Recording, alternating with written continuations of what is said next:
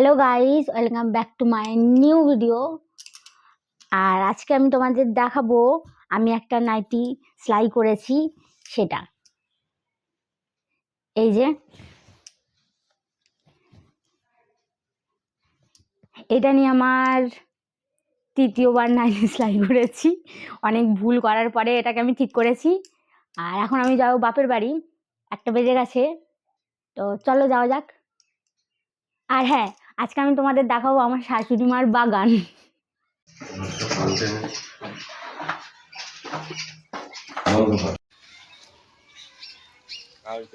এটা বড় আছে, এটা বড় আছে, দেখো। আমি তো দেখি না এটা বাড়িতে। কেন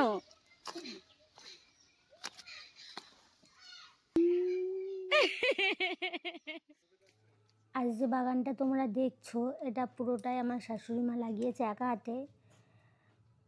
আর সমস্তই শীতের সবজি, কিছু খাওয়া হয়ে গেছে আর কিছু আছে। তার মধ্যে ফুলকপি, ওলকপি আছে, পেঁয়াজ কলিও আছে।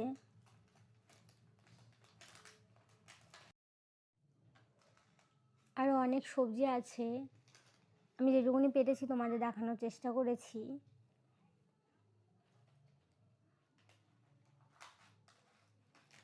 যেহেতু আমাদের ছোটো বাগান, তাই সব জায়গায় অল্প অল্প করে লাগানো হয়েছে। আর এবারে মা সর্ষে দানা ছড়িয়েছে, অল্প জায়গায় সর্ষেও হয়েছে।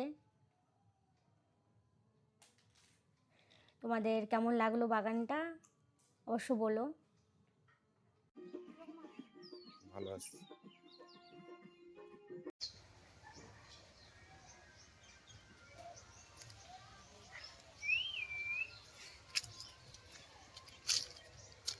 এগুলো আমার বাপির বাগানের সবজি। ওলকপিগুলোর সাইজ কি বড় বড়। এই লাল বিটটা এ আর ভালো হবে না। এ দেখো বাঁধাকপি গুটি গুটি বেঁধেছে।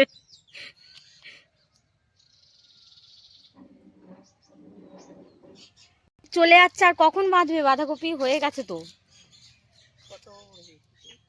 ওই তো যা হয়েছে। কখন এসছো? এক্ষুনি। বাবা কখন ফোন করলাম। আর তোমার মামাকে দেখাবে। তো মা যখন দেখাতে বলেছে, তাহলে আমি একটু ভালোভাবে নেই হাতে।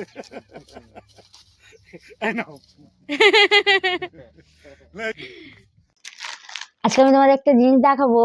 আমি বাড়িতে আমার আর্টের জিনিস খুঁজছিলাম, রাখা ছিল, তার মধ্যে থেকে আমি হঠাৎ দেখতে পেয়েছি আমার এই যে ইহা সোজা আমার বিয়ের তত্ত্বসূচি পাঠিয়েছিল আমার মায়ের বাড়ি থেকে।